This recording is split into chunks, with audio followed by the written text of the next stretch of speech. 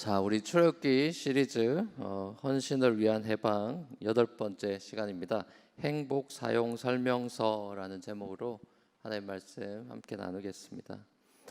드디어 이스라엘 공동체가 시내산에 이르러서 하나님과 언약식을 맺을 준비를 하는 장면에 우리가 와 있습니다. 하나님이 이스라엘 공동체에게 주신 그 소위 10계명, 그 10가지 계명을 먼저 주시는데요. 하나님께서 이스라엘에게 이 10계명을 주시는 그 레셔넬은 간단합니다. 내가 너희를 이집트 땅 종살이하던 집에서 이끌어낸 주 너희의 하나님이기 때문이다라고 그 서문에서 이야기합니다. 다시 말하면 하나님께서 이스라엘을 출애굽시키신 이유가 있다라는 거죠. 하나님은 당신의 언약 백성인 이스라엘이 종으로 살기를 원치 않고 자유인으로 살기를 원하셨다는 거죠. 바로의 종으로 인간성을 상실하고 또 자유도 없는 채로 시키는 대로 하는 것으로 살아가는 것이 하나님의 뜻이 아니라는 거죠. 하나님은 자기 백성을 구원하시고 자기 백성을 자유인으로서 새롭게 그렇게 빚어가길 원하셨습니다. 하나님의 이스라엘을 향한 꿈은 이스라엘이 그야말로 감히 상상할 수도 없는 것이었습니다.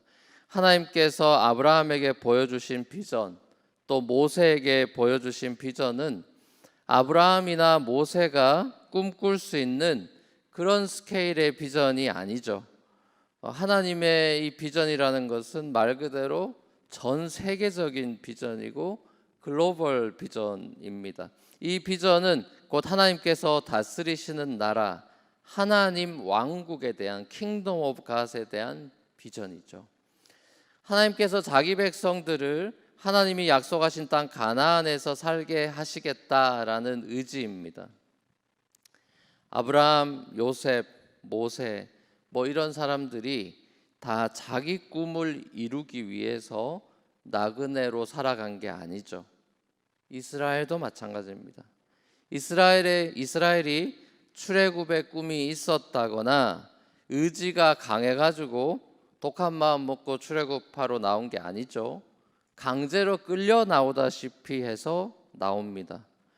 하나님께서 온갖 무시무시한 재앙들을 이집트에 내리시니까 잔뜩 겁에 질려 있었는데 모세가 빨리 나가자고 재촉하니까 다들 부랴부랴 정신없이 따라 나섰습니다. 그래서일까요? 이집트 백성들은 광야에서 조금만 힘들고 지치고 인생이 피곤해지면 이집트로 다시 돌아가자 자꾸만 이야기하면서 모세를 원망하고 불평합니다. 하나님의 그 뜻을 전혀 알지 못하니까 무엇보다 하나님의 그 선하심이 얼마나 영원하고 무궁하신지를 전혀 모르니까 자꾸만 어린애같이 엉뚱한 소리를 하죠. 하나님은 이런 어린애들 데리고 40년 동안 광야 훈련을 감행하십니다. 광야 이곳저곳 데리고 다니면서 여러 종류의 시험과 훈련을 하시죠. 거의 다 페일하고 요수아와 갈렙만이 이 광야 대학 졸업하고 가나안 대학원에 진학하는 영광을 누리는 걸 우리는 잘 압니다. 저와 여러분도 마찬가지겠다 싶어요. 하나님이 도대체 날 데리고 우리 가정을 데리고 뭘 하시려는 건가? 이걸 잘 모르니까, 또 하나님이 어떤 분인지 여전히 잘 모르니까 엉뚱한 소리를 낼 때가 많죠. 마음이 괴롭고 한탄이 나오고 한숨이 나오고 우리가 그렇게 되죠. 그리고 이게 우리의 인생일 때가 많죠.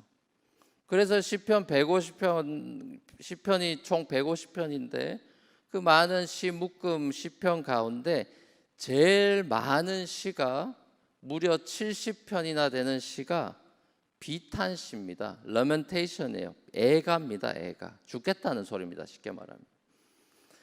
그러니까 인간이라는 존재가 하나님을 아는 실력도 없는 데다가 엎친 데 덮친 격으로 광야라는 삶의 세팅도 고된데 이 만만치 않은 현실을 살아내야 되는 겁니다. 죽을 맛이죠. 이집트 나왔더니 더 고생스러운 거예요. 더 피곤한 인생이 된 겁니다. 그러니까 차라리 이집트가 더 나았다 이런 생각이 자꾸만 드는 겁니다. 사람이 새로운 환경에 던져지게 됐는데 그 환경이 옛날에 비해서 만만치가 않고 좋지 않으면은 어김없이 항상 옛날이 좋았는데 그때가 좋았지 하고 말하면서 과거를 미화하고 그리워하게 되죠. 그러니까 미래지향적인 삶이 아니라 과거 회귀적인 삶을 살려고 그러죠. 시간을 거슬러서 거꾸로 역주행하게 되면서 오늘이라는 내게 주어진 현실을 직시하지 못하고 제대로 살아내지도 못하고 또 제대로 살지 못한 이 오늘을 또 다음에 가서는 또 후회하고 그러죠. 하나님의 이스라엘을 향한 뜻은 이스라엘이 이집트에서 어제보다 좀 더 편안한 오늘을 살아가는, 그래서 아무 걱정할 게 없는 편안한 종으로 살게 해주는 게 아니죠. 근데 우리는 이집트로 돌아가겠다는 소리는 편안한 종으로 아무 생각 없이 고민 없이 편안하게 좀 살자 이겁니다. 우리가 기도 응답 받고 싶어 하는 것 좀 편안하게, 다 좋으니까 하나님 마음대로 하시고 좀 편안하게 해주세요, 이런 기도가 많죠. 훨씬 더 높은 이상과 더 높은 차원의 삶으로 하나님은 인도하시고자 합니다. 죄와 부딪혀 우리가 싸우면서 하나님의 뜻을 지키고 순종하면서 하나님께서 원하시는 진짜 사람다운 인간다운 그 행복한 삶이라고 하는 거, 그걸 성경적인 용어로 소위 샬롬이라 그러죠. 완전한 행복의 삶을 누리면서 살기를 하나님이 누구보다 원하시죠. 이 샬롬이라는 건요, 그냥 내 마음 하나 편하자고 하는 내적 평안만을 전혀 의미하지 않습니다. 내 마음 편한 거를 만약에 행복이라고 한다면은, 내 마음 편하고 이런 걸 행복이라고 여긴다면은 아직도 하나님의 마음을 여러분들이 잘 모르고 있는 겁니다. 내 마음 편한 거, 내 기분 좋아지는 거, 자, 이런 걸 행복이라고 여긴다면은 사실 성경도 필요 없고요, 교회도 필요 없습니다. 내 마음 편하고 내 기분 좋아지는 거에는 성경 필요 없고 교회 필요 없고요, 하나님도 필요 없고 세상 사람들이 말하듯이 머니, 섹스, 파워 이런 것만 있어도 족합니다. 자, 근데 하나님이요, 그 정도의 행복으로 만족해버리는 배부른 돼지의 삶이 아니라 훨씬 더 영광스럽고 거대한 행복으로 우리를 초대하는 겁니다. 사실 인간이 누리는 행복이라고 하는 것은 그야말로 멀티칼라죠. 뭐 건강, 관계, 직업, 가족, 친구, 영혼, 경제, 문화, 예술, 여러 분야에서 이 인간이란 존재는요, 총체적인 웰빙을 꿈꿉니다. 그렇죠? 총체적인 웰빙을 꿈꿔요. 쉽게 말하면 다 가지려 달려듭니다. 더 큰 행복을 추구하기 때문에 그런 거죠. 자, 아이러니컬한 거는요, 사람이 나이가 들면서는 점점 더 큰 행복을 추구한다기보다는 지금의 행복의 수준이 쭉 갔으면 좋겠다 하는 이런 얄팍한 마음을 갖습니다. 이게 이제 C.S. 루이스가 영광의 무게라는 책에서 이런 말로 표현을 하죠. We are too easily satisfied. 우리는 너무 쉽게 만족해버리고 그 자리에서 꼼짝달싹 안 하려고 한다. 사람들이요, 의외로 유치한 행복에만 머물려고 하고 더 큰 행복이 있다라는 걸 간과하고 별로 관심 없이 삽니다.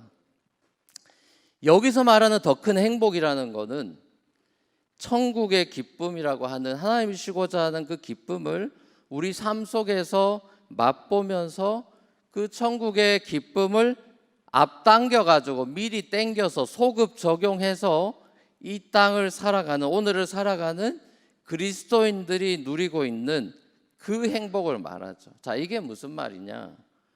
자, 아름다운 노을이라든지 또 아침에 눈 떴는데 막 일출의 장면이, 저도 얼마 전에 그 새벽 기도 가다가 그 일출 장면을 보고 정말 너무 이쁘다 이런 감탄을 했던 적이 있는데, 노을이라든지 뭐 우리가 일출을 보면서 감탄하고 또 경이로운 대자연들을 대할 때 여러분 그런 경험들이 다 있죠. 그거 한번 생각해 보십시오.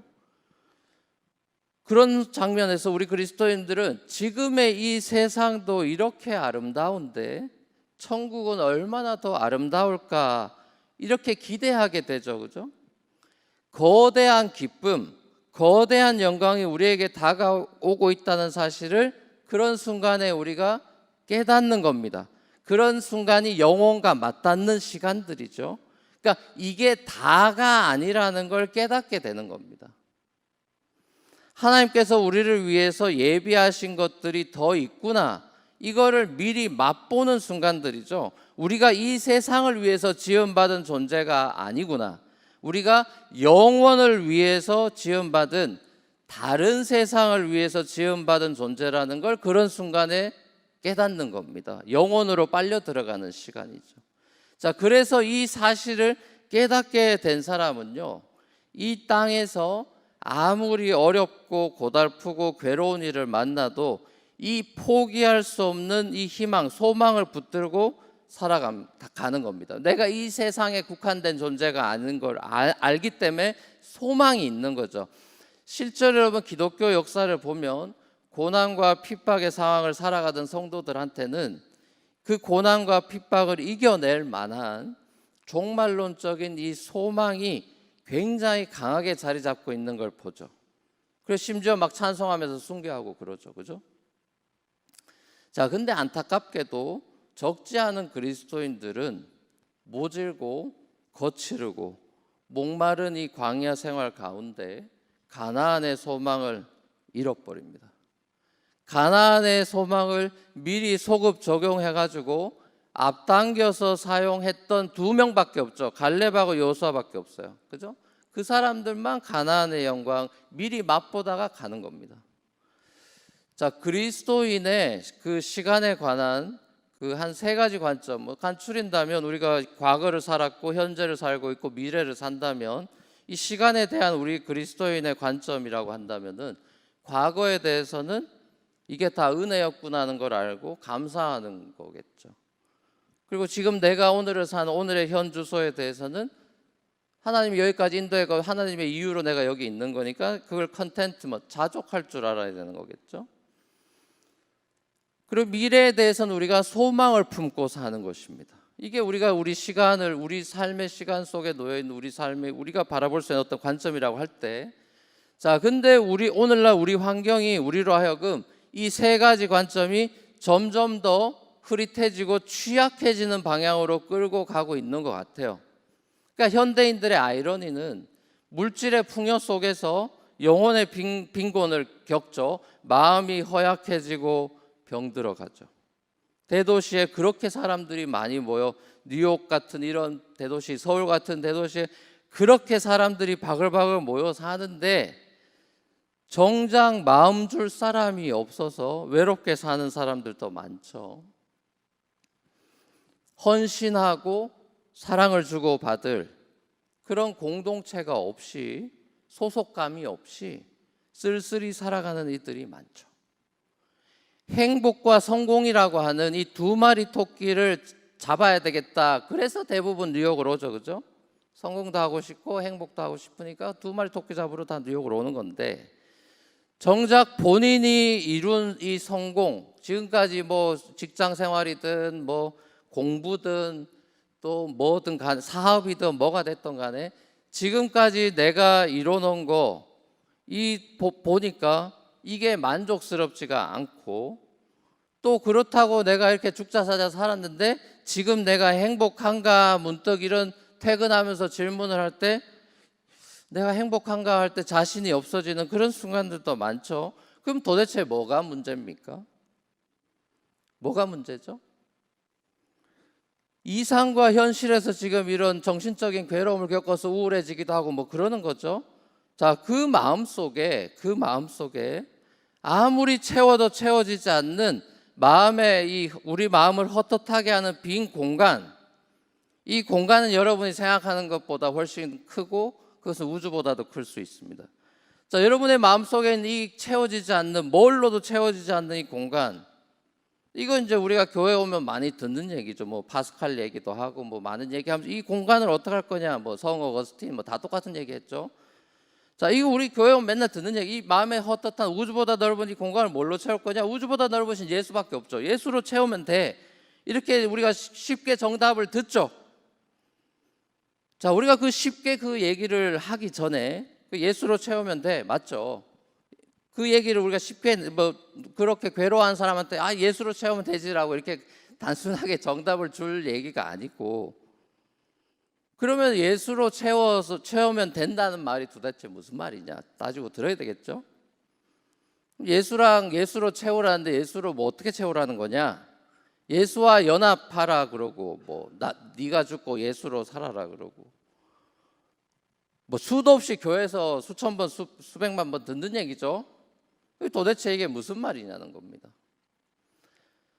자, 이 근본적인 질문에 대해서 우리가 다양한 대답들과 어프로치가 있겠지만, 일단 뭐 처음부터 ABC부터 짚어보면, 우리가 그러면 왜 우리는 이런 인생이고 고달픈 인생이고, 그럼 우리가 왜 예수가 필요하게 됐나, 아니 왜 예수님이 이 땅에 왔나, 이걸 먼저 다시 찬찬히 다시 생각해 봐야겠죠. 처음으로 다시 백투 베이직 해야 되겠죠. 예수님께서 이 땅에 오신 이유는 예수님 스스로가 외치고 주구장창 설교하셨던 시리즈 설교들을 잘 보면 되겠죠. 예수님이 도대체 무슨 얘기 했나 잘 들여다보면 되지 않겠습니까? 자, 그럼 예수님이 제일 많이 했던 얘기는 천국입니다. 하나님 나라죠. 이 땅에 왔대요. 소위 천국 복음, 하나님 왕국 복음을 계속 선포하셨죠. 비유로도 계속 똑같은 얘기 하시죠. 근데 다양한 비유를 써서 사실상 같은 얘기를 하신 건데, 자, 이 하나님 왕국 복음이라는 거는 말 그대로 하나님께서 왕으로 다스리시는 나라를 세웠고 임했고, 왕이 왔으니까 하나님 나라가 시작됐고, 거기로 너희들 부르러 왔다 이럽니다. 시민들을 불러 모으러 왔대요. 자, 이 하나님 나라가 예수님 혼자 왔으니까 나라라고 우리가 생각하면 땅도 생각하고 막 이러는데, 땅 한 평 없고 예수라는 존재만 있으니까 사람들이 매력적이지 않을 수도 있죠. 그렇죠? 이분이 뭐 바꿔놓을 수 있는 사람인가, 정치적인 비교로 생각할 때도 나사렛 목수 아들이고 어쩌고 하면 이게 신뢰가 안 갈 수 있죠. 자, 이 예수님이 말씀하신 하나님의 왕국이라고 하는 것은 눈에 보이는 가시적인 나라가 아니라 눈에 보이지 않는 나라죠. 그렇죠? 그러니까 뭐 하나님 나라가 너희 안에 임했다는 이런 얘기 하시잖아요. 그러니까 아직은 현실화되지 않은, 완성되지 않은, 만들어지고 있는, 시작돼서 만들어가고 있는 언더 컨스트럭션의 나라죠. 근데 이제 중요한 거는 하나님의 이 나라, 하나님의 왕국이 이미 우리 삶에 임했다는 선언인데, 그걸 우리는 복음으로, 기쁜 소식으로 받아들이는 건데, 우리 현실이 이렇게 있다면, 하나님 왕국이 우리가 살아가는 현실에 세상 나라가 있다면, 제가 이제 도형으로 한번 보여주시죠. 도형으로 그래서 이걸 그렸습니다. 여러분 있나요? 예, 저 왼쪽 그림 보시면, 자, 우리가 사는 세상 나라, 지금 현 주소가 있습니다. 우리가 발 딛고 사는 나라가 있어요. 자, 예수님이 와서 하나님 왕국이 임했대요. 그 침투에 들어오는 겁니다. 우리 땅으로 들어와서 오버랩이 돼 있는 겁니다. 자, 그리고 우리 그리스도인의 삶은 그럼 어딨냐? 그 들어와 있는 그 중간에 저 교집합에 있는 겁니다. 우리 세상에 지금 발 디디고 있어요, 그죠? 근데 예수님이 하나님 왕국 가져왔대요. 하나님 왕국 가져와서 우리가 소속은 사실은 하나님 왕국으로 이전이 됐죠. 예수님 우리 왕이라고 고백했으니까 도메인이 바뀌었습니다. 이쪽에 살다가 이쪽에 사는 건데, 여전히 그 발디되는 것이 가운데 끼어 있죠. 자, 우리 신분이 바뀌었고 우리가 시민권도 받았고 다 했지만 아직은 이 땅에 머무르고 있어요. 그죠? 자, 하나님의 왕국이 임했다라는 것은 하나님께서 우리 삶을 다스리시고 이제 인도하시기 시작하셨다 이 말이고, 우리가 섬기고 따라야 되는, 우리의 다스리는 그 왕이 오직 하나님과 그의 아들 예수 그리스도밖에 없구나. 이게 하나님의 왕국이 이 땅에 임했다는 소리입니다. 거기에 포인트는 왕대심이죠. 그러니까 어떤 땅이니 뭐니 이런 게 아니라 하나님의 왕국이 임했다라는 소리는 하나님의 다스리심과 통치가 시작됐다. 이게 우리 요즘 보는 출애굽기로 치면 바로의 통치에서 하나님의 통치로 빼내심 받아서 시작된, 그것이 하나님의 왕국이 시작되는 그림인 거죠. 그렇죠? 자, 내 뜻과 내 고집과 내 방식대로 살아가는 삶이 아니라 이제는 하나님의 뜻과 하나님의 고집과 하나님의 방식대로 살아가는 삶이라는 건데요. 자, 이 새로운 천국 시민으로서의 삶에 대해서 예수님께서 산상수훈 또 본인의 삶 자체를 통해서 우리에게 이게 뭔지를 보여주시죠. 그렇죠? 자, 우리를 천국 시민으로 불러가지고 우리 삶을 어떻게 살아야 되느냐, 이 모범까지도 예수님이 자기 삶을 통해서 보여주죠. 그래서 우리가 그 모범 대신 예수 그리스도를 따라가는 삶을 살기로 헌신하겠다. 그래서 세례받고 우리가 예수 제자가 된 거죠. 그렇죠? 하나님이 우리가 매일매일 이 세상이 주입하는 그런 이 세상이 주입하는 방식이 아니라 이 하나님 천국의 하나님 나라의 삶의 방식, 뭐 복음의 방식, 천국 복음의 방식을 우리가 선택하면서 살아갈 수 있는 그런 선택권을 주셨어요. 자유를 주신 거죠. 그게 자유입니다. 그러니까 우리를 굴종시켜 가지고 로봇처럼 넌 이렇게만 살아야 되라고 딕테이터로 오신 게 아니고, 우리가 하나님 나라가 임해서 낀 세대 속에서 우리가 이제 그 오버랩된 세상에 살면서 우리에게는 이제 선택권이 주어져 있는 겁니다. 옛날 방식대로 살지 새로운 방식대로 살지.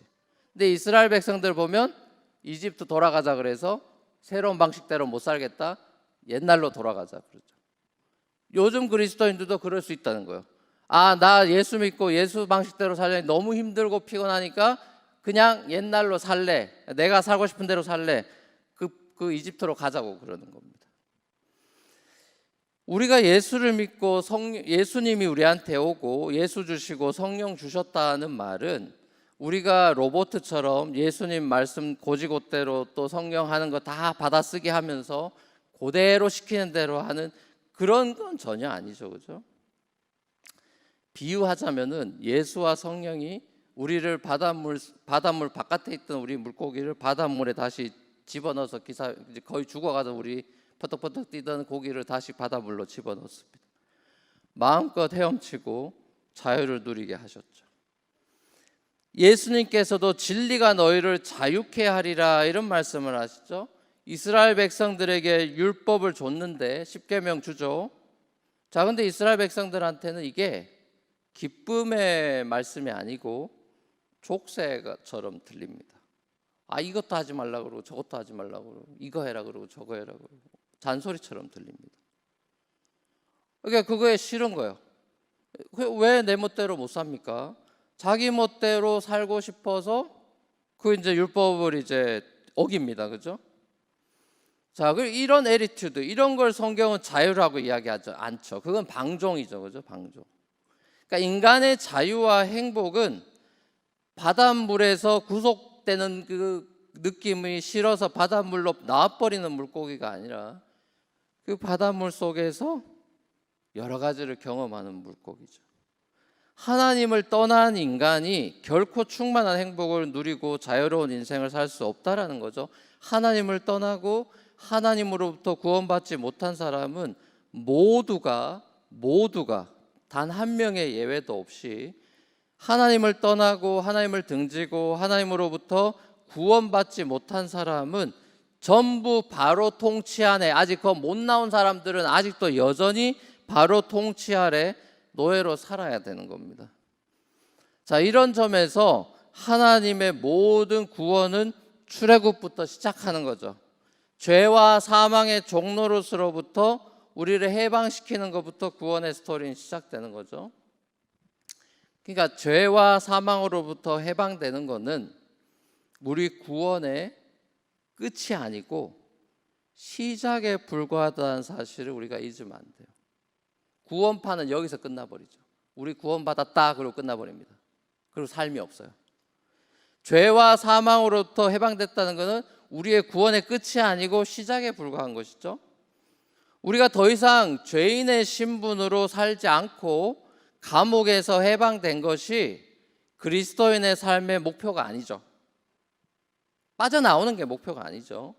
죄 안 짓는 게 목표가 아니죠. 그죠?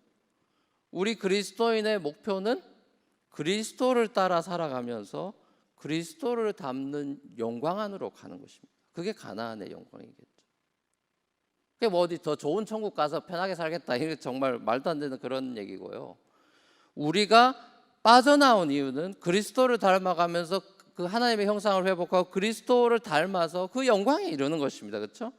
그게 장차올 영광과 비교할 수 없다는 거죠, 고난이. 자, 그럼 그리스도를 닮는다는 것은 우리의 기쁨이요, 우리의 행복과 기쁨이 하나님이 주시고자 하셨던, 우리에게 아담 만들 때 원하셨던 행복과 그 하나님이 원하시는 우리 삶, 그거가 이제 일치되는 겁니다. 지금 삐걱거리고 있죠, 그렇죠? 내가 원하는데 하나님 별로 안 좋아하는 게 많아요. 그렇죠? 이게 삐걱거립니다, 우리는. 그렇죠? 이게 이제 일치되어 가는 것입니다.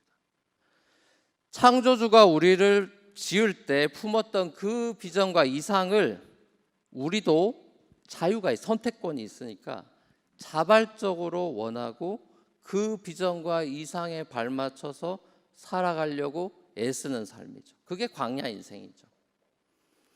이 차원이 너무나 고차원적이라서 우리가 지금껏 살던 방식으로 살아가다가는 죽었다 깨나도 이 수준에는 못 도달하죠. 그러니까 우리가 이 이상과 목표가 너무 고상하다 보니까 엄두가 안 나서 막 다 때려치우려고 할 때도 있고, 이집트 돌아가자 이런 얘기 하는 건데, 하나님의 이 이상과 목표가 너무 고상하다 할지라도 하나님은 우리가 포기하지 말라고 만나도 주고 구름 기둥도 주고 해서 포기하지 말라고 계속 우리를 그 비전과 이상을 향해서 채찍질도 하고 단 것도 주고 하면서 훈련시켜서 갑니다. 그걸 이제 소위 성화라 그러죠. 사도 바울이 스스로가 그런 고백을 하죠. 우리가 보기엔 사도 바울만큼 하나님께 헌신하고 복음에 미쳐 있는 그런 사람 찾기도 쉽지 않은데, 사도 바울이 자기는 아직도 멀었다고, 뭐 택도 없다고, 이미 얻었다 함도 아니고 나는 뒤에 거 쳐다보지도 않고 앞에 있는 표대를 향하여 하나님의 하늘의 부르심의 상을 쫓아서 달려간다, 이런 고백을 하죠. 많은 경우 우리도 이 세상의 그런 속물근성, 속물인생, 또 저질 인생의 그 로우 퀄리티로 행복하려고 달려듭니다. 그렇죠? 그걸 이제 C.S. 루이스는 책에서 그 진흙탕 가지고 장난친 아이로 비유했는데, 저 멋있는 뭐 해변이나 이런데 아무리 속에도 안 갈라 그러는 그런 모습으로 비유하는, 우리가 속물 인생, 저질 인생에 그냥 머무르려고 할 때가 있습니다. 그래가지고 바알에게 무릎 꿇고 또 하나님한테도 갔다가 바알한테도 갔다가 겸하여 섬기는 그런 행동들을 하죠. 하나님께서 10계명 제1, 2계명에서 나 외에 다른 신을 두지 말고 우상도 만들지 마라, 자, 이렇게 말씀하신 거는 왜 그러시겠어요? 왜 1, 2계명에서 나만 섬겨라, 우상 만들지 마라, 그 뭐 엄한 소리를 하신 거 막 강제로 막 목 조는 겁니까?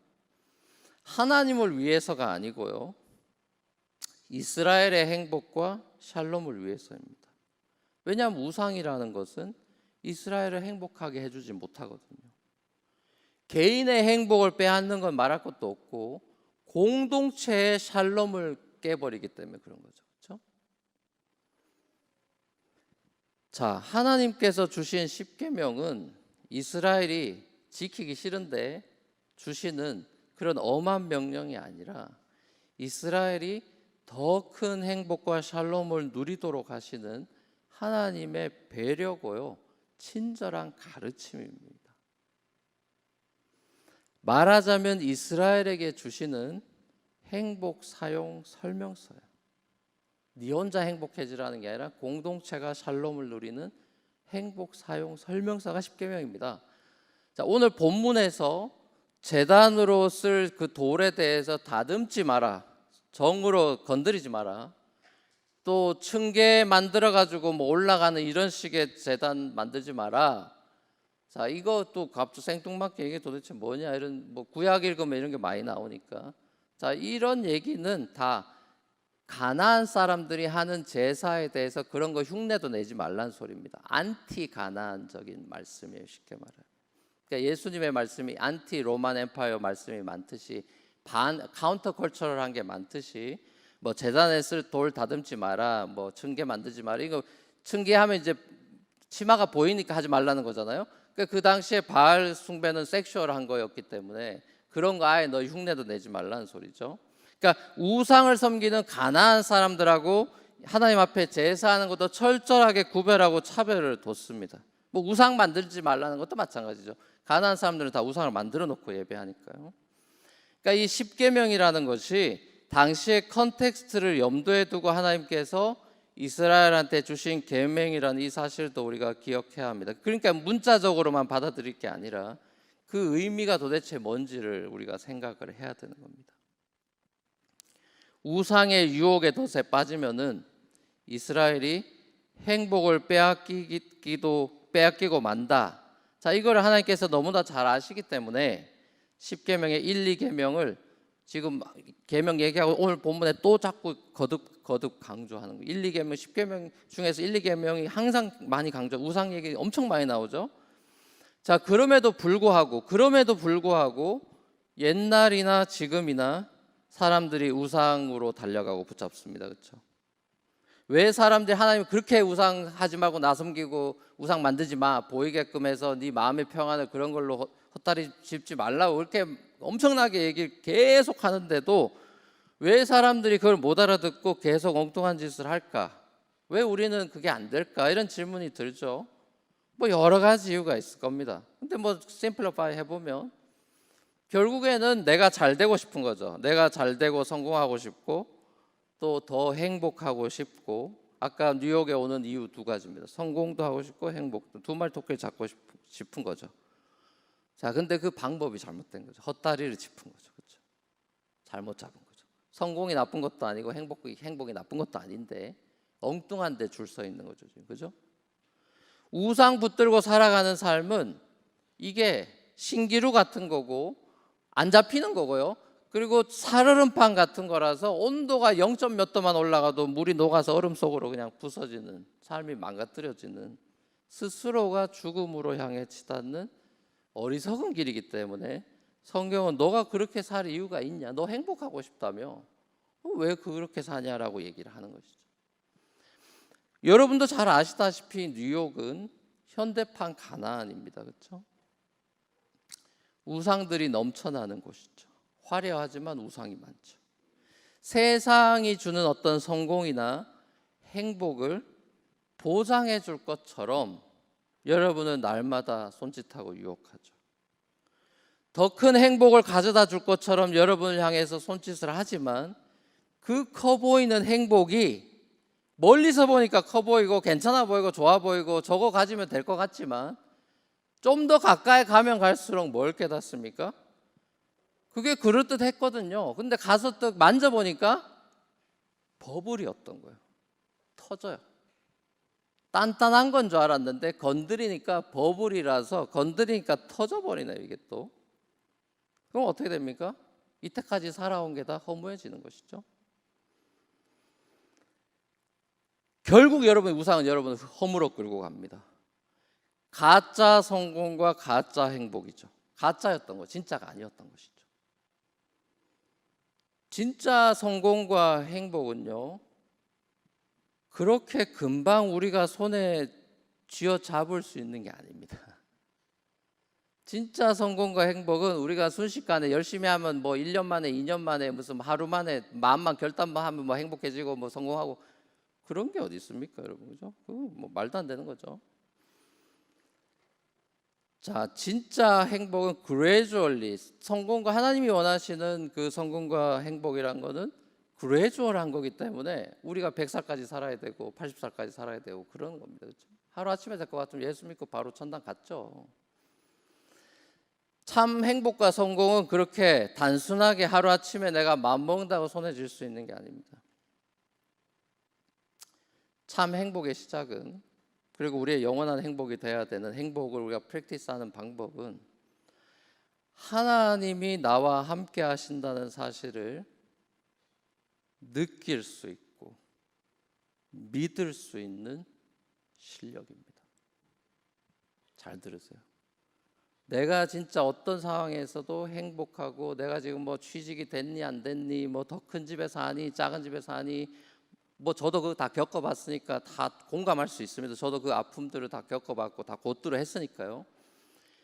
자, 우리의 참 삶의 행복과 인생의 의미나 기쁨이나 이런 것들이 그런데 있지 않대. 그 건드리면 터진다니까요. 정작 그걸 원했지만 건드리면 터집니다. 그게 별거 아니라고 느껴져요. 뭐 영주권에 목매달고 뭐 이거 없으면 어떡하지? 영주권 봐도, 영주권 여러분 공항 가서 한번 할 때나 주지 뭐 영주권이 여러분에게 뭘 줍니까? 전 패스포트 안에 꽂아 넣어가지고 공항 가야 그거 한번 주고 그러죠. 뭐. 그게 이게 뭐라고 이런 소리 나올걸요. 우리 신앙생활이나 우리 인생의 행복이라는 거는 하나님이 나와 함께 하시는구나, 진짜 좋으신 분이구나, 내가 왜 오해하고 이러고 살고 있지, 왜 안 준다고 맨날 투정 부리고 밥 안 차려주냐고 뭐라 하는 이 사춘기를 난 왜 못 벗어나고 있지. 그거를 여러분이 신앙생활을 하면서 사춘기, 유아에서 사춘기로 하나님한테 막 대들고 반항도 하고 서운하다느니 어쩌니 별의별 얘기 다 하다가 한풀 꺾여가지고요 어른이 돼가는 그 과정이 신앙생활입니다. 그 과정이 없이는 여러분의 행복을 맛볼 수 없습니다. 하나님이 나와 함께 하신다는 걸 뼈저리게 느끼게 하나님이 여러 광야 여러 바퀴 돌리는 겁니다. 신앙생활은 이 실력을 키우는 겁니다.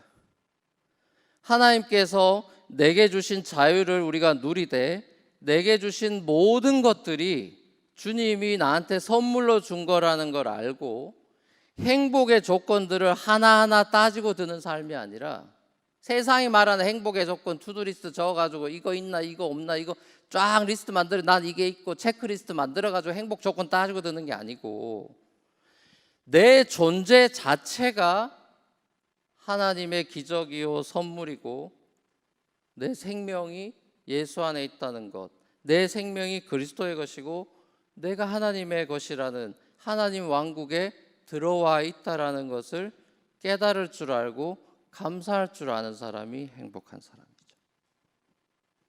무언가 끊임없이 자기 자신을 증명해내야 되는 삶이 아니라, 그래서 내가 이렇게 괜찮은 사람이라는 걸 자꾸만 다른 사람들한테 나 좀 알아봐 달라고, 내가 이렇게 괜찮은데 왜 나를 박수치지 않냐고 끊임없이 나를 팔로우하게 만들고 나를 열광하게 만들려고 달려들 때 그 사람은 굉장히 위험한 길을 가고 있는 것입니다. 그렇죠? 인기라는 것도 물거품이거든요. 제가 며칠 전에 우연히 제가 그 드라마 25, 21 요즘 빠져가지고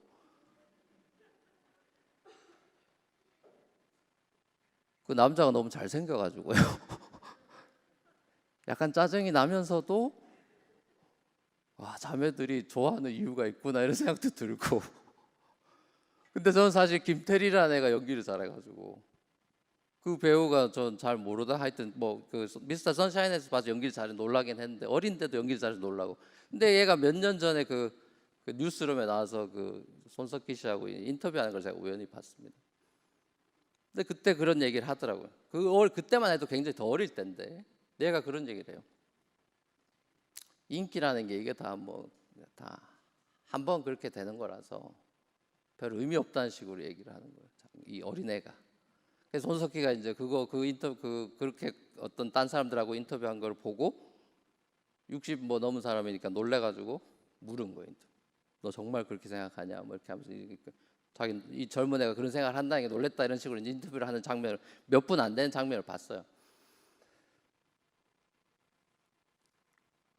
결국에는 자기가 뭔가를 증명해내서 이렇게 괜찮은 사람이라는 걸 다른 사람들한테 박수 받는 거로 자기 존재를 증명해내면은, 그러니까 훌륭한 연기자라고 예를 들면 그거를 사람들이 너 연기 잘한다고 칭찬해 주는 거, 거기서 자기의 정체성이나 만족이나 행복을 찾는다면은 그 젊은 여배우로 주인공 노릇 몇 년 하겠어요? 그런 25, 21 역할을 몇 년 하겠냐고요. 나이 들면 그 역할 못 하잖아요. 그러면 인기가 줄어들겠죠, 당연히. 다른 더 새로운 스타가 나오겠죠. 그렇죠? 그러니까요. 그런 걸 깨달아 아는 게 지혜고 헛다리 안 짚는 인생 되는 거죠. 젊어도 그런 정신으로 살 수 있다고요. 그러니까 우리 삶이 그런 것입니다. 우리가 끊임없이 자기 자신을 돈으로 뭐 학벌로 뭐 이걸로 저걸로 외모로 뭐 끊임없이 자기를 증명하려고 하니까 현대인들은 전부 다 서로가 불행한 길을 치닫고 있는 거예요. 남편한테 사랑을 갈구하고 아내한테 이렇게 하면 사랑받을까 저렇게 하면 사랑받을까 그러고 다 그러면서 불안해하면서 어정쩡하게 사는 거라고요. 그러니까 불행한 거예요. 행복하지 않은 거예요. 여러분, 예수 믿고 복음으로 우리가 산다는 건요, 나 자신을 증명할 필요가 없다는 겁니다. I'm accepted, totally. 내 퍼포먼스에 따라서 accept 됐다 안 됐다 왔다 갔다 하는, 그건 복음이 아니죠. 그렇죠? 우리 undeserved person이죠. 우리 deserve하지 않았는데 원수 같은 하나님 원수되어 있는 나 위에 예수가 죽었대요. 그래서 그냥 accepted가 됐대요. 그냥. 이 복음 우리는 뭘 해서 어치브한 게 아니기 때문에 그냥 뭐 눈 뜨니까 이렇게 돼버렸기 때문에 하나님의 기적이고 은혜인 걸 알아버렸기 때문에 그 사실이 감사하고 출애굽 생각해보면 기가 막히기 때문에 이게 어떻게 이런 일이 가능한지 기가 막히기 때문에 광야에 있어도 하나님이 우리와 함께하고 하나님 뜻이 있지 광야 끝이 아니지. 그리고 가나안 소망 가지고 찬양하면서 가면 되는데 그 실력이 아직 우리는 없다고요. 대부분은 그 실력이 없죠. 그러니까 불행하죠. 예수 믿고도 불행한 거예요. 이 행복이라는 것은 이 세상이 뒤흔들 수 없는 빼앗을 수 없는 기쁨과 행복이라는 것은 천국이 우리 삶의 침투에 들어온 거를 느끼고 노을을 봐도 느끼고 요즘 봄이 되면서 싹이 트는 꽃봉오리를 보면서도 느끼고 사람들의 웃음소리에서도 느끼고 천국은 여기저기에 지금 조각처럼 퍼져 있죠. 우리가 못 느끼고 살면 불행한 거죠. 하나님의 영광은 띠어러처럼 어디나 있죠. 켈빈 말처럼. 자, 그래서 그걸 맛보는 인생은요. 그리고 우리 예배 중에 그런 하나님의 영광을 맛보는 것이고 이 예배의 행복을 어떻게 하면 더 누릴 수 있는지 이 천국의 기쁨을 맛을 봤기 때문에 더 갈망하는 것이죠. 마치 늑대가 피 맛보면 그거 못 잊어가지고 맨날 그거 한다는 것처럼 유혹하다가 잡혀버리는 것처럼 우리가 예수의 그 맛을 신앙생활의 맛을 봐버렸기 천국의 맛을 포테이스트 했기 때문에 그걸 찾아 헤매는 갈망하는 사람들이 되는 거죠. 이 천국을 향한 이 에피타잇을 키워야죠. 이 미각을 잃어버려 코로나로 미각 잃어버리고 그러는 것처럼 우리가 천국에 대한 에피타잇을 잃어버리면 세상 걸로 뭐 막 배불리로 달려들죠. 허기를 채워야 되니까. 천국을 향한 갈망을 품고 살아가지 않는 사람은 여전히 아까 그 도메인에서의 세상으로 이집트로 돌아가자 거기서 세상 종로를 타는 인생으로 자꾸만 살려고 달려들죠. 근데 천국 도메인으로 옮긴 사람, 점점 천국 방향으로 가려고 하는 사람들은 가난을 향해서 계속해서 힘들어도 가죠. 그 주님이 주시는 소망이 지금 내 이 고달픈 삶과 연결이 돼서 내 고난과 현실과 역경을 맞서 싸울 수 있는 에너지가 돼서 끝내 이겨버리죠. 그게 영광이죠. 그게 영광이죠. 고난이 없으면 그런 영광이 없는 것입니다. 내 인생의 다음 드라마의 다음 편이 남아있죠. 하나님의 드라마가 그렇게 시시하고 허무하게 끝나지 않죠. 예수라는 반전에 이어서 그 완성이 어떻게 될지 궁금하지 않습니까? 저와 여러분들에게 그 궁극적인 소망이 있는 것이지 않습니까? 사랑하는 우리 뉴프런트 교회 성도 여러분, 구약 이스라엘 백성들이 십계명을 지키는 삶을 살아가길 원하셨던 하나님의 뜻은 이스라엘이 하나님의 통치를 받는 백성으로서 참 자유와 행복을 누리길 원하셨기 때문입니다. 마찬가지로 오늘을 살아가는 저와 여러분들 또한 주 예수를 우리 삶의 왕으로 모시고 그의 통치를 받으며 살아가는 삶은 정말 행복한 하나님 나라 시민으로 살아가는 기쁨이 있는 삶입니다. 그걸 베드로전서 1장에서는 핍박받던 그 초대 성도들이 주님을 찬양하면서 이렇게 고백하죠. Inexpressible glorious joy라 그러죠. 말로 표현할 수 없는 영광스러운 즐거움으로 우리가 예수를 이렇게 베드로가 그러죠. 그 성도들 보면서 당신들은 나는 예수님 봤지만 당신들 예수 보지도 못했는데 예수님 사랑한다. 당신들에게 있는 이 기쁨이 inexpressible glorious joy다. 표현할 수 없는 말로 표현할 수 없는 영광스러운 즐거움으로 당신들이 이 고난 중에도 살고 있군요라고 베드로가 감탄을 하죠.